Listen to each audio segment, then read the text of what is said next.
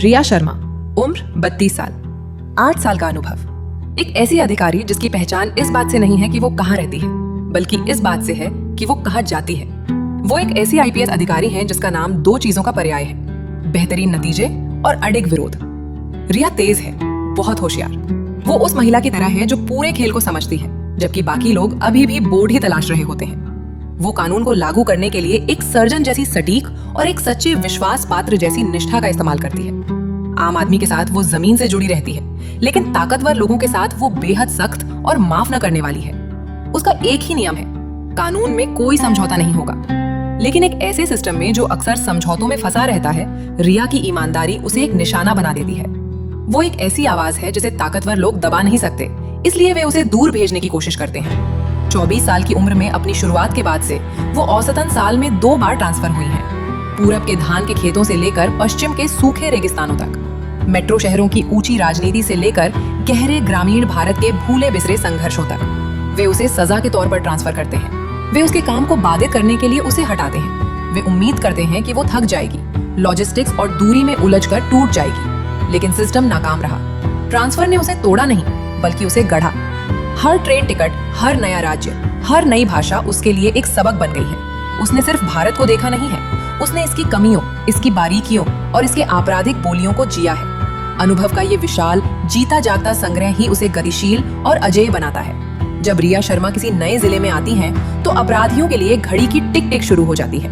उन्हें तालमेल बिठाने के लिए 6 महीने नहीं चाहिए, उन्हें आकलन करने के लिए 6 घंटे और जीत हासिल करने के लिए 6 दिन चाहिए। वो हर केस को बिना किसी गलती के रिकॉर्ड समय में सुलझा देती है। रिया शर्मा, वो अधिकारी जिसे वे शांत नहीं रख सकते और वो जिसे अपराधी कभी मात नहीं दे सकते। वो इस बात का जीता जागता प्रमाण है कि सच्चा अनुभव एक जगह पर बिताए गए समय से नहीं, बल्कि हर सीमा के पार न्याय की अथक खोज से मापा जाता है। वो नॉर्थ स्टार की बंजारा है, हमेशा चलती रहती है और जहाँ अंधेरा छिपा होता है, वहाँ हमेशा रोशनी करती है। रिया शर्मा के जीवन की गति कभी धीमी नहीं होती। एक और ट्रांसफर का आदेश आया, एक और नई जगह, एक और नई चुनौती। रिया अभी अभी इस नए शहर की धूल और शोर के बीच पहुंची है। सामान अभी आधा ही खुला है। नई पोस्टिंग पर आए हुए 1 दिन भी पूरा नहीं हुआ है, जब अचानक उसके सेल फोन की रिंगटोन बजती है। वो जानती है कि ये कॉल उसके नए जिले के जूनियर अधिकारी की है, जिसकी आवाज में घबराहट साफ है। रिया, जो इस समय अपने साधारण कपड़ों में है, शायद एक टी-शर्ट और जीन्स, की आंखों में तुरंत चमक वापस आ जाती है। थकान एक झटके में गायब हो जाती है। वो अपने जूनियर को बीच में टोकती है, लोकेशन। ब्रीफिंग नहीं, बस लोकेशन बताओ। लोकेशन मिलते ही फोन कट जाता है। अब कोई इंतजार नहीं। रिया अपनी यूनिफॉर्म पहनने में समय जाया नहीं करती। वो तुरंत अपनी गाड़ी की चाबी लेती है और वो उन्हीं सामान्य कपड़ों से तेजी से निकल पड़ती है। पीछे छूट जाता है सिर्फ उसका बिखरा हुआ सामान। नया शहर, नया जिला और पहली रात गुजरने से पहले ही रिया शर्मा को उसके पहले केस ने बुला लिया है। वो उसी वेशभूषा में तुरंत घटनास्थल की ओर तेजी से निकल पड़ती है। उसके लिए न्याय का रास्ता किसी प्रोटोकॉल का इंतजार नहीं करता, एक्शन पहले आता है। अमन विहार, छात्रों की महत्वाकांक्षा और कम लागत वाले फ्लैटों का एक तंग भरा पूरा हिस्सा। लेकिन इस ठंडी अक्टूबर की रात को यहाँ अराजकता फूट पड़ी। धुआं जोरदार तरीके से बाहर निकला, जिसने अंदर छिपी भयानक सच्चाई को ढंक दिया। शहर के उन्मादी शोर के बीच सायरन की आवाज गूंज उठी। पड़ोसियों ने इसे दुर्घटना बताया, एक साधारण गैस सिलेंडर का फटना। Fire chief R K. सिंह सबसे पहले घटनास्थल पर पहुंचे, भीड़ को धकेलते हुए अंदर आए। लेकिन चीफ सिंह की आंखों ने कुछ बेहद परेशान करने वाला देखा। आग की लपटों का एक अजीब नियंत्रित पैटर्न था। वे बहुत सफाई से जल रही थी, जैसे किसी डिजाइन के तहत सीमित हों। ये आग एक झूठ थी और ये झूठ जानबूझकर बोला गया था। आईपीएस रिया शर्मा ने तुरंत घटनास्थल की कमान संभाल ली। जैसे ही धुआं छटा, भोर होते ही फ्लैट ने अपने राज खोल दिए। ये राजन मीना का घर था, जो एक 32 वर्षीय यूपीएससी अभ्यर्थी था। दीपा फोरेंसिक विशेषज्ञ ने अपना व्यवस्थित काम शुरू किया।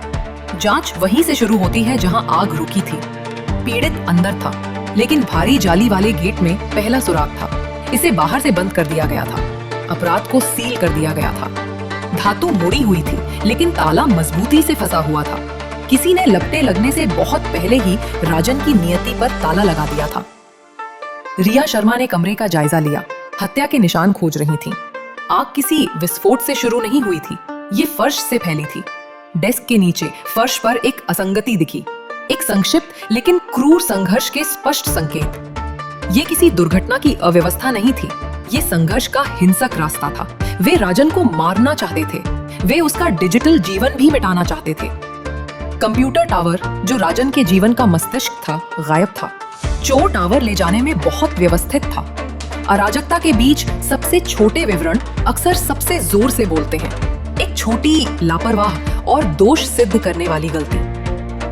आईपीएस रिया शर्मा ने पोस्टमार्टम नतीजों का इंतजार किया। मंचित दृश्य एक नाट्य सफलता थी, लेकिन मेडिकल एग्जामिनर ने ठोस, निरपेक्ष सत्य बताया। राजन मीना का गला घोटा गया था। लपटों के उसे छूने से बहुत पहले ही वो मर चुका था। ये आग एक हत्या को छिपाने का एक विस्तृत आपराधिक धोखा मात्र थी। खुला गैस रेगुलेटर, पीड़ित का चित्र और वो दोषी ताला, हत्यारी पहेली के 3 टुकड़े। जांच केवल एक अन्य व्यक्ति पर केंद्रित हुई, अंकिता चौहान। पड़ोसी श्री शर्मा टालमटोल कर रहा था, उसके अस्तित्व की पुष्टि करने से डर रहा था। वो छात्रा थी, फॉरेंसिक साइंस की, एक ऐसी महिला जो जानती थी कि जांच कैसे काम करती है, और वो बिना किसी निशान के गायब हो चुकी थी। आईपीएस रिया शर्मा ने साजिश के मामले को बनाने का व्यवस्थित काम शुरू किया। भौतिक खोज समाप्त हो गई थी, अब डिजिटल शिकार शुरू हो गया था। वो सामान्य कड़ी की तलाश में टुकड़ों की समीक्षा कर रही थी। राजन की डिजिटल उपस्थिति को मिटाना, अपराध स्थल पर छूटी घातक गलती। अंधेरे में सफर शुरू हो चुका था। उसने अपना बैग उठाया, आने वाली लंबी रात के लिए तैयार। पुलिस ने 3 लंबे दिनों तक अपराध स्थल को नियंत्रित किया। पूरे पड़ोस में बेचैनी थी। सुरक्षा का साधारण मुखौटा हमेशा के लिए टूट गया था। जांच की घड़ी चुप्पी के खिलाफ टिक टिक कर रही थी। पूरे मामले की कुंजी 18 दिनों की चुप्पी थी। वो चुप्पी जो जल्द ही एक भयानक कबूलनामे में टूट जाएगी। आग ने झूठ बोला। खोज शुरू हुई, लेकिन अंकिता चौहान को चकमा देने के तरीके पता थे। भौतिक तलाशी व्यर्थ थी। वो इतनी चालाक थी कि उसे आसानी से नहीं पकड़ा जा सकता था। रिया शर्मा की टीम ने उसके जानने वाले हर व्यक्ति से पूछताछ की। पड़ोसी, मकान मालिक, प्रोफेसर, कुछ नहीं मिला। हर दिन बीतता गया और एक सप्ताह नाकामियों के उच्च दबाव में खिंच गया। लेकिन रिया शर्मा जानती थी कि डिजिटल युग में चुप्पी एक मिथक है। वे अदृश्य भूतों पर ध्यान केंद्रित कर रहे थे। Meta data trail. उन्होंने राजन के दूसरे बर्नर फोन के रिकॉर्ड का विश्लेषण किया। लॉग्स में 2 अलग-अलग नंबर बार-बार दिखाई दे रहे थे। ये नंबर एक ही राजमार्ग पर लगे टॉवरों से बार-बार पिंग हो रहे थे। डिजिटल फुसफुसाहट की पुष्टि जल्द ही एक धुंधली हाईवे कैमरा इमेज से हुई। गुणवत्ता भयानक थी। अंदर बैठे लोग पहचानने योग्य नहीं थे। कार पुरानी, गंदी और सामान्य थी, लेकिन एक छोटी भौतिक डिटेल डिजिटल कंप्रेशन से बच गई। एक एलपीजी वितरक का स्टिकर। स्टिकर ने एक शहर की पहचान दी, मुरादपुर। नाम सामने आए, सूरज कश्यप और शेखर कुमार। ये अपराध एक एकल कार्य नहीं था, ये एक हताश 3 लोगों की साजिश थी। रिया शर्मा ने टीम को गुप्त रूप से भेजा। वे गहरी कवर के तहत काम कर रहे थे। उन्होंने जिले की छानबीन की, कम गुणवत्ता वाली तस्वीरें दिखाईं। तनाव स्पष्ट था, घात लगाना तनावपूर्ण था। दिन एक बेचैन कर देने वाले निराशाजनक इंतजार में खिंच गए। 18वें दिन चुप्पी टूटी। अंकिता चौहान तनावग्रस्त, अलग कपड़ों में इमारत से तेजी से बाहर निकली। वो घबराहट में पीछे मुड़कर देखती है। वो थकी हुई लग रही थी। उसका मुखौटा आखिरकार टूट गया था। अंकिता ने इंतजार कर रहे एक ऑटो रिक्शा में छलांग लगाई। पकड़ना तेज, क्रूर और पेशेवर ढंग से किया गया। दरवाजे धड़ाम से बंद हुए। हिंदी में आदेश चिल्लाए गए। योजनाकार की अकर की जगह हथकड़ी की वास्तविकता ने ले ली। धातु की खट की आवाज ने उसके भागने के अंत का संकेत दिया। पूछताछ कक्ष के अंदर चुप्पी भारी थी। आईपीएस रिया शर्मा अंदर आईं, जो शांत, सटीक अधिकार का प्रतीक थीं। रिया शर्मा ने मृत शिकार राजन की तस्वीर उठाई। अंकिता ने उनकी आंखों में देखने से इनकार कर दिया, केवल मेज की सतह को घूर रही थी। शुरुआती झांसा विफल हो चुका था। सबूत जमा होने लगे। फिर वो छोटा भौतिक साक्ष्य आया जिसे उन्होंने अनदेखा कर दिया था। रिया शर्मा ने पिंक हेयर क्लिप की तस्वीर मेज पर रख दी। ठीक अंकिता के सामने संयम का मुखौटा उतर गया। अंकिता के हाथ कांपने लगे। मनोवैज्ञानिक दीवार टूट गई। उसने बोलना शुरू किया। उसने एक सही अपराध की विषाक्त साझा कल्पना का खुलासा किया। अन्य 2 साजिशकर्ताओं को भी जल्द ही पकड़ लिया गया। इस योजना में 3 चेहरे शामिल थे, 3 भयानक मुखौटे। साजिश की पुष्टि हो गई। जांच अभी शुरू हुई थी। इकबालिया बयान केवल आधी कहानी थे। आग का मंचन ही मुख्य था। आईपीएस रिया शर्मा ने सावधानी पूर्वक फॉरेंसिक पुनर्गठन की निगरानी की। दीपा ने पुष्टि की कि आग बाहर की ओर और नीचे फैली थी। इस पैटर्न ने त्वरकों एक्सेलरेंट्स के उपयोग की पुष्टि की। मंचन के लिए सटीकता की आवश्यकता थी। घी, तेल और अल्कोहल। विस्फोट नकली था। आग को सावधानी पूर्वक नियंत्रित किया गया था।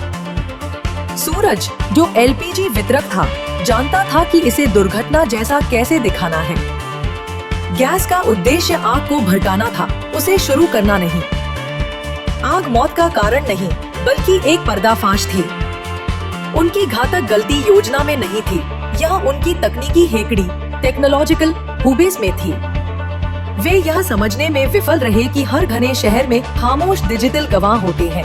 वारंट ने आसपास के हर कैमरे तक पहुंच की अनुमति दी। फुटेज धुंधला था, लेकिन समय मोहर, टाइम स्टैम्प अखंडनीय थी। उन्हें आग लगने की सूचना मिलने से घंटों पहले गली में प्रवेश करते हुए कैद किया गया था। मुखौटे उनकी उधार ली गई कल्पना, पूर्व नियोजन का अखंडनीय सबूत बन गए। जिस सबूत को उन्होंने नष्ट करने का सोचा था, वह बरामद हो गया। हार्ड डिस्क में राजन का पूरा जीवन और उसके रहस्य थे। अब तीनों भद्दे चेहरे साक्ष्य की मेज पर पड़े थे। विदूषक, क्लाउन का मुखौटा, उनके विकृत हास्य का प्रतीक। नन का मुखौटा, गहरे व्यंग्य का प्रतीक। माइकल मायर्स का मुखौटा, उधार लिए गए आतंक का प्रतीक। शेखर ने कच्ची ताकत लाई, क्रूर पहला कृत्य। अंकिता ने योजना लाई, ताला लगाना और मंचन। सूरज उपकरण लाया, ज्वलनशील सामग्री और गैस। छोटा बेमेल विवरण अब निश्चित रूप से योजनाकार को घटना स्थल से जोड़ता था। मकसद कई परतों वाला था, अधिकार भावना और खुलासे के डर का मिश्रण। सूरज अंकिता को लेकर विषाक्त ईर्ष्या से भरा था। राजन के पास सबूत था जिसने उनके एक साथ भविष्य को खतरे में डाल दिया था। अंकिता ने हत्या को एकमात्र रास्ता माना। मकसद सिनेमाई नाटकीयता में लिपटी साधारण नफरत थी।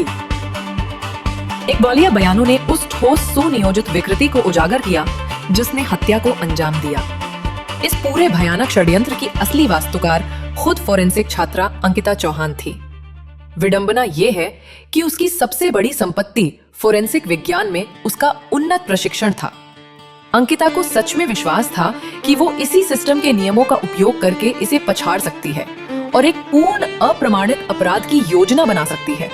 वो इतनी घमंडी थी कि उसके अपने फोरेंसिक विज्ञान की पाठ्य पुस्तकें उनके द्वारा इस्तेमाल किए गए मुखौटों वाले साक्ष्य बैग के ठीक बगल में पाई गई। योजना को कच्ची ऊर्जा और संसाधन प्रदान करने वाला इंजन सूरज कश्यप था, जो एलपीजी वितरक था।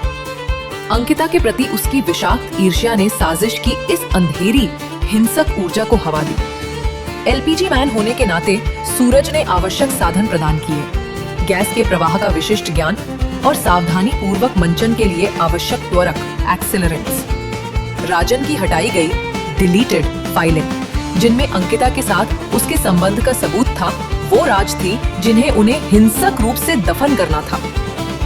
शेखर कुमार एक भोथरा औजार से ज्यादा कुछ नहीं था, कच्ची हताश ताकत। उसने आग लगाने से पहले पीड़ित को वश में करने के लिए आवश्यक बल प्रदान किया।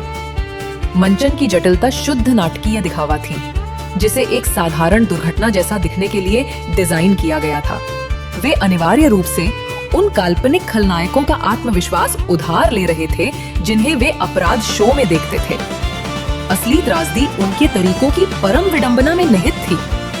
अंकिता और उसकी टीम को वर्षों तक क्राइम थ्रिलर देखने के कारण सभी ट्रिक्स, सभी प्लॉट होल्स और सभी वेशभूषा डिस्गाइजेस पता थी, लेकिन वे ये भूल गए कि वास्तविक जांच रेखीय, लीनियर और अथक रूप से तार्किक होती है। अंत में फोरेंसिक विज्ञान का शांत तर्क, ठीक वही क्षेत्र जिसमें अंकिता ने महारत हासिल की थी, उनके सिनेमाई भेस से कहीं ज्यादा मजबूत साबित हुआ। जब सच्चाई सामने आई तो अमन विहार रातों रात बदल गया। सुरक्षा का साधारण मुखौटा टूट गया, जिसकी जगह डर और अविश्वास ने ले ली। मकान मालिक हर किराएदार और हर गैस सिलेंडर को शक की निगाह से देखने लगे। प्रदर्शन समाप्त हो चुका था, मुखौटे उतार दिए गए थे। ये मामला हस्ताक्षरित अखंडनीय इकबालिया बयानों के ढेर में सिमट गया था। आरोप पत्र तैयार किया गया और अदालत में जमा कर दिया गया। उनकी सभी तकनीकी जटिलताओं को एक साधारण मानवीय गलती ने हरा दिया। तीनों साजिशकर्ताओं को उनके अलग अलग भाग्य के लिए भेज दिया गया। सूरज कश्यप एक अंधेरी संकरी सलाखों वाली जेल कोठरी में अकेला बैठा था। उसके चेहरे पर खिड़की से आती रोशनी की एक पतली सी पट्टी थी जो हार और पश्चाताप को दर्शा रही थी। वो झूठ जिसने आग लगाई, द फायर दैट लाइड का मामला एक स्थायी सबक बन गया। आईपीएस रिया शर्मा और दीपा ने अंतिम रिपोर्ट की समीक्षा करते हुए निष्कर्ष निकाला कि सबसे खतरनाक झूठ वे होते हैं जो तकनीकी सत्य के भेष में आते हैं। वो छोटा निर्णायक विवरण जो कभी नहीं जला, वो गुलाबी हेयर क्लिप साक्ष्य बॉक्स में सुरक्षित रूप से सील कर दिया गया था। आईपीएस रिया शर्मा ने अपनी टीम के लिए मामले का समापन किया। उन्हें हमेशा शुरुआती लपटों से परे देखना चाहिए और उस दूसरी छिपी हुई कहानी को तलाशना चाहिए जिसे छिपाने की वो कोशिश कर रही थी। उन्हें विश्वास था कि वे सिस्टम से ज्यादा चालाक हैं, लेकिन सच्चाई को आग या कल्पना से इतनी आसानी से बुझाया नहीं जा सकता। आग शांत हो गई, लेकिन सच्चाई आखिरकार बोल उठी। अमन विहार में उस सर्द अक्टूबर की रात ने अंधेरा ला दिया था, जो अपने पीछे आग और धोखे का एक गहरा निशान छोड़ गई थी। लेकिन जैसे ही एक नए दिन की सुनहरी रोशनी इसकी गलियों तक पहुंची, न्याय भी आ गया। लोगों ने आईपीएस रिया शर्मा का स्वागत सिर्फ एक अधिकारी के रूप में नहीं, बल्कि उस संरक्षक के रूप में किया जिसने अंधेरे को दूर भगा दिया था। एक समुदाय जो कभी एक क्रूर झूठ से बिखर गया था, अब फिर से एकजुट खड़ा था। उन्होंने रिकॉर्ड समय में सुनियोजित धोखे के जाल को खोल दिया। आईपीएस रिया शर्मा के कार्यालय में रात की रोशनी मेज पर रखी अंतिम फाइल पर पड़ रही है। राजन मीना केस क्लोज्ड। ये केवल एक मर्डर केस नहीं था, ये एक मानव त्रासदी थी जो एक ही रात में पूरी तरह से गढ़ी गई थी, दिखावे के नाम पर की गई एक हत्या। अमन विहार की उस रात अंकिता चौहान ने न केवल राजन का गला घोटा, बल्कि उसने उस ज्ञान का भी गला घोट दिया जिस पर उसे इतना गर्व था। उसने सोचा कि फॉरेंसिक विज्ञान का उसका ज्ञान उसे अभेद्य बना देगा। उसने सोचा कि वो आग की कला का उपयोग करके सच्चाई को भस्म कर सकती है। लेकिन हर जांचकर्ता जानता है, कोई भी अपराध कभी भी संपूर्ण नहीं होता, क्योंकि मनुष्य कभी भी संपूर्ण नहीं होते। अंकिता ने योजना बनाई, सूरज ने ईर्ष्या में हथियार दिया, शेखर ने बल दिया। वे तीन मुखौटे थे जो अपने क्षुद्र जुनून के लिए बुरे सिनेमा की नकल कर रहे थे। उन्होंने कंप्यूटर चुराया, गैस का रिसाव किया और ताला बाहर से लगाया। हर काम पूर्णता के भ्रम के साथ किया, मगर उनकी अहंकार की इमारत में एक छोटी सी दरार रह गई, एक गुलाबी हेयर क्लिप। रिया शर्मा जानती थी कि अपराध स्थल पर छूटी हुई चीजों से ज्यादा महत्वपूर्ण वो चीज होती है जो जगह से बाहर हो।